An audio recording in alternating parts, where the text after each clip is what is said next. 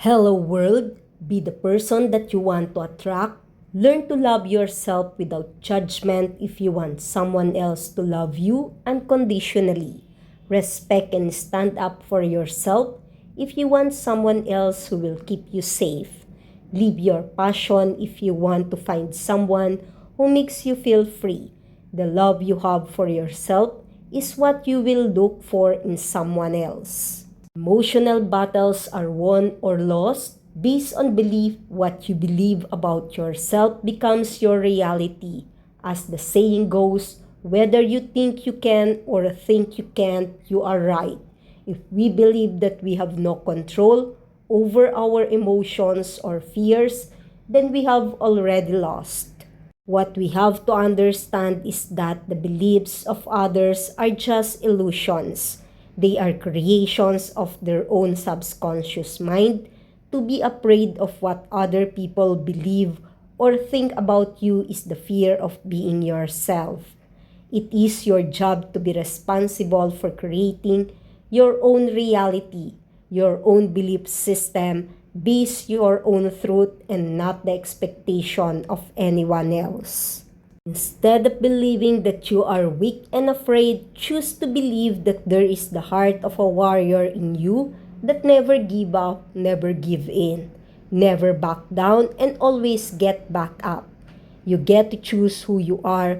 No one else get to have that power but you. You are who you say you are, and when you feel bruised and battered, rise and say to yourself, I am not yet done here. I am not defeated. I will find the way. By Joel Clemons. On the new project of Ama, she played Elisa, a woman trapped in a violent relationship, mental, economic, and physical. This role is important to me because it opens the space to talk to you, women. Maybe you pass women with fear in their eyes with the excuse of hit the closet, the kind that automatically drop the rise when someone raises their voice, who control every gesture, every word, which are always too quiet or too much. Wear long sleeves not because it's cold, who learn to anticipate the moods of others to survive the day.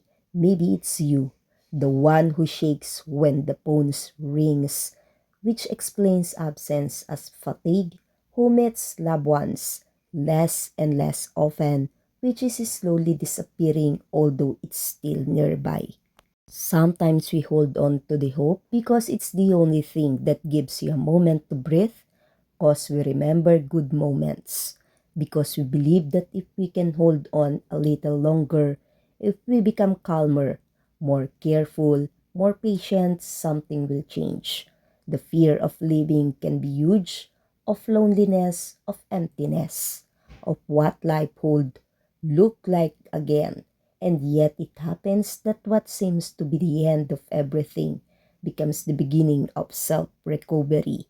If something resonates with you, please don't be afraid to ask for help. There is always a way, and you always have the right to choose yourself. Ama. Gotcha! As Simone flying up high in the sky going to Dubai at the Casablanca Beach Club, as it is a new chic poolside escape at Atlantis the Palm in Dubai, featuring French Moroccan style with pastel decor, two pools, private cabanas, a restaurant, and a pop-up boutique for the Casablanca fashion brand. It offers vibrant Mediterranean vibes with specific ladies' days, brunch package, and requires bookings for a stylish day out, focusing on elegant relaxation with a fashion-forward twist. Casablanca unveiled its Beach Club 2026 campaign, a visual fantasy inspired by surf, skate, and the spirit of Hawaii, where fashion merged seamlessly with the language of cinema. The chosen setting is a motel which acts as the narrative axis. Nice, nice, nice, Simone!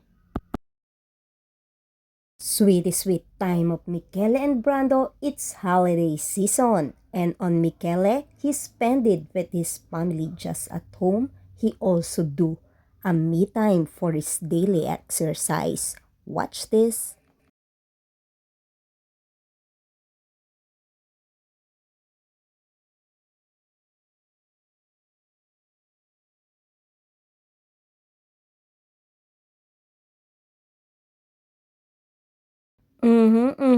Enjoying his backyard.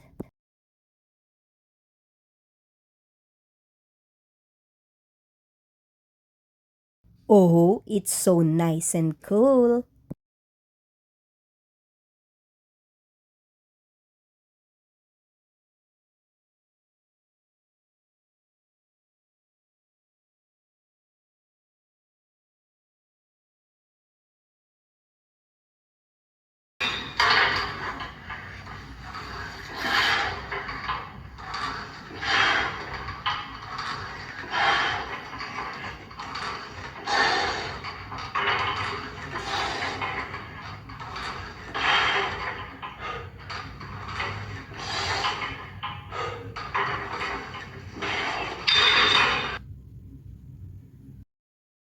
Ho ho ho, Mama Ruba is feeling a little reindeer this time.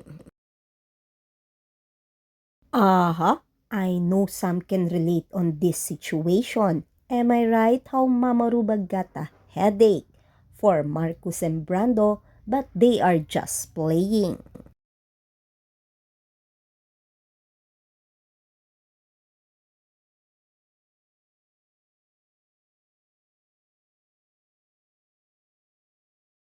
Wow, how really cute Brando was, and his ice skating is really getting better and better. Let's all look at this.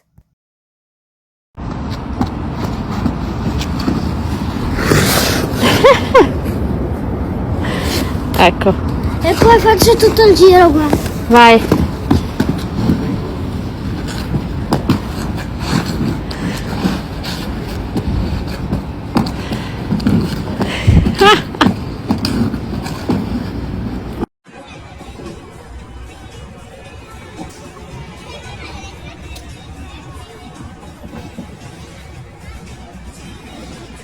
Wow!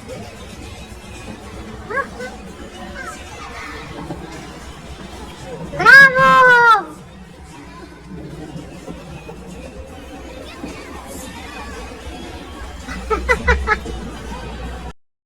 Hey, Brando, what are you saying there?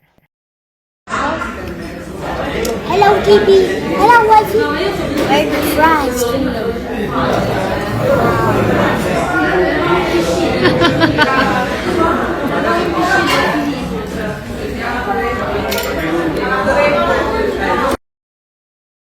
Happiness overload of Michele at his shooting day.